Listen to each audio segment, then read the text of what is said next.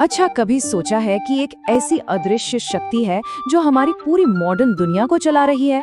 मतलब एक कंपास की सुई को घुमाने से लेकर हमारे घरों को रोशन करने तक हर चीज के पीछे उसी का हाथ है। तो चलिए इसी सवाल से शुरू करते हैं। जरा सोचिए, एक कंपास, एक इलेक्ट्रिक मोटर और हमारे घरों में जो वायरिंग है, इन तीनों में भला क्या कॉमन हो सकता है? सुनने में भले ही ये अलग अलग चीजें लगें, पर इन सब का जवाब एक ही पावरफुल सिद्धांत में छिपा है। इस पूरी कहानी की शुरुआत किसी लैब में बड़ी प्लानिंग से नहीं हुई, बल्कि ये तो एक कह सकते हैं एक हैप्पी एक्सीडेंट था, एक अचानक हुई खोज।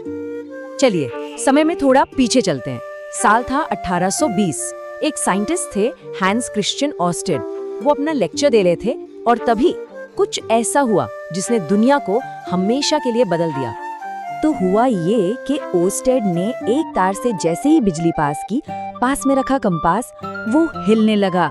ये देखने में तो एक छोटी सी चीज थी, पर इसका मतलब बहुत बहुत गहरा था कि बिजली से चुंबकत्व मतलब मैग्नेटिज्म पैदा हो सकता है। और बस यहीं से इलेक्ट्रोमैग्नेटिज्म की पूरी कहानी शुरू हो गई। ठीक है, तो ये तो समझ आ गया कि बिजली से मैग्नेटिज्म बनता है, पर ये मैग्नेटिज्म है क्या आखिर? मतलब ये अदृश्य शक्ति दिखती कैसी है? चलिए इसी को समझने की कोशिश करते हैं। देखिए, हर चुंबक के चारों तरफ ना उसके असर का एक एरिया होता है। इसी को हम मैग्नेटिक फील्ड या चुंबकीय क्षेत्र कहते हैं। ये दिखाई नहीं देता, पर इसका असर हम महसूस कर सकते हैं और देख भी सकते हैं। अरे, स्कूल वाला वो एक्सपेरिमेंट तो सबको याद ही होगा, है ना? जब हम एक चुंबक के ऊपर कागज रखकर उस पर लोहे का बुरादा छिड़कते हैं और फिर धीरे धीरे थपथपाते हैं, तो वो बुरादा खुद को एक खास पैटर्न में सेट कर लेता है। बस वही पैटर्न हमें उस अदृश्य मैग्नेटिक फील्ड को दिखाता है। और ये जो लाइनें बनती है ना, इनके कुछ सीधे साधे नियम हैं। ये हमेशा नॉर्थ पोल से निकलकर साउथ पोल की तरफ जाती हैं और कभी एक दूसरे को काटती नहीं। और हाँ, जहाँ ये लाइनें एक दूसरे के बहुत करीब होती हैं, समझ लीजिए वहाँ मैग्नेटिक फील्ड सबसे ज्यादा स्ट्रॉन्ग है। चलो ये तो पक्का हो गया कि करंट से मैग्नेटिक फील्ड बनती है, पर सवाल ये है कि उसकी डायरेक्शन क्या होगी? ऊपर, नीचे, दाएं, बाएं? खैर, इसका पता लगाने के लिए एक बहुत ही मजेदार और आसान सा नियम है। इसे कहते हैं राइट हैंड थंब रूल।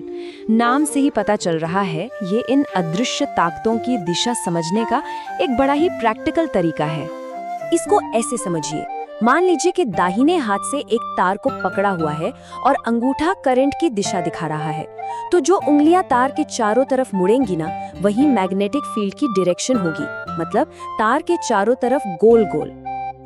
अब सोचिए, अगर इसी सीधे तार को हम एक लूप यानी एक गोले की शक्ल में मोड़ दें तो क्या होगा? सारी मैग्नेटिक फील्ड उसके सेंटर में आकर जमा हो जाएगी और इससे होगा ये कि वो और भी ज्यादा पावरफुल बन जाएगी। और जब हम इसी तार को बार बार कई बार लपेटकर एक कॉइल या सोलेनॉइड बना देते हैं, तो पता है क्या होता है? इसका मैग्नेटिक फील्ड हूबहू एक नॉर्मल बार मैग्नेट जैसा हो जाता है। मतलब बिजली का इस्तेमाल करके हम एक परफेक्ट चुंबक की नकल कर सकते हैं, एक ऐसा चुंबक जिसे हम जब चाहें ऑन या ऑफ कर सकें। तो अब तक हमने थ्योरी तो समझ ली, अब आता है असली मजा। चलिए देखते हैं कि इस जानकारी का इस्तेमाल करके असल दुनिया में मोशन यानी गति कैसे पैदा की जाती है। तो सोचिए, हमारे पास दो चीजें हैं, एक तार जिसमें से करंट बह रहा है और उसे हमने रख दिया है एक मैग्नेटिक फील्ड के अंदर। अब क्या होगा? इसका नतीजा एक असली फिजिकल फोर्स, एक धक्का, एक ऐसी ताकत जो चीजों को हिला सकती है। और बस यही वो सीक्रेट है जो हमारी ज्यादातर मशीनों को चलाता है। और हाँ, इस फोर्स की डायरेक्शन पता करने का भी एक नियम है। जैसे राइट हैंड रूल था फील्ड के लिए, वैसे ही मोशन के लिए है फ्लेमिंग का लेफ्ट हैंड रूल। और ये जो छोटा सा प्रिंसिपल है ना, यही इलेक्ट्रिक मोटर का दिल है। जी हाँ, हमारे पंखे, मिक्सर, वॉशिंग मशीन, इलेक्ट्रिक गाड़ियाँ, सब कुछ इसी एक फोर्स पर चलता है। अच्छा, ये बड़ी बड़ी बातें तो हो गईं, अब जरा इन सब चीजों को अपने घर के अंदर लेकर आते हैं। देखते हैं कि हमारे घर के इलेक्ट्रिक सर्किट में ये सब कैसे काम करता है, और सबसे जरूरी, हमारी सेफ्टी कैसे होती है। घर में जो बिजली के तार होते हैं, उनमें आमतौर पर 3 रंग दिखते हैं। एक होता है लाल वाला लाइव तार, जिसमें मेन करंट आता है।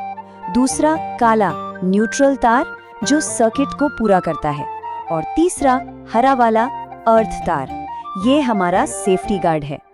ये शॉर्ट सर्किट शब्द तो हम सबने सुना है, आग लग गई, शॉर्ट सर्किट हो गया। पर इसका असली मतलब क्या होता है और ये होता कैसे है, ये जानना बहुत जरूरी है। तो ऐसे खतरों से बचाने के लिए हमारे घरों में 2 बॉडीगार्ड होते हैं। पहला है इलेक्ट्रिक फ्यूज। जैसे ही जरूरत से ज्यादा करंट आता है, ये बेचारा खुद पिघल जाता है और कनेक्शन तोड़ देता है। और दूसरा है अर्थिंग। अगर किसी उपकरण में करंट लीक हो रहा हो, तो ये उस खतरनाक करंट को सीधा जमीन में भेज देता है और हमें शॉक लगने से बचाता है। अब एक ऐसी बात जो शायद हैरान कर दे, ये जो इलेक्ट्रोमैग्नेटिज्म है ना, ये सिर्फ मशीनों में नहीं है, ये हमारे अंदर भी है। हमारे नर्व सेल्स में जो बहुत ही हल्के आयन करंट दौड़ते हैं, वो भी अपना खुद का मैग्नेटिक फील्ड बनाते हैं। सोचिए, हमारे दिल और दिमाग से निकलने वाले ये इतने कमजोर मैग्नेटिक फील्ड्स हैं कि एमआरआई जैसी एडवांस्ड मशीनें इनका इस्तेमाल करके हमारे शरीर के अंदर झांक सकती हैं। तो एक साधारण से कंपास की सुई के हिलने से शुरू हुई ये कहानी हमारे दिमाग की मैपिंग तक पहुंच गई है। न जाने ये अदृश्य शक्ति भविष्य में और कौन-कौन से राज खोलेगी।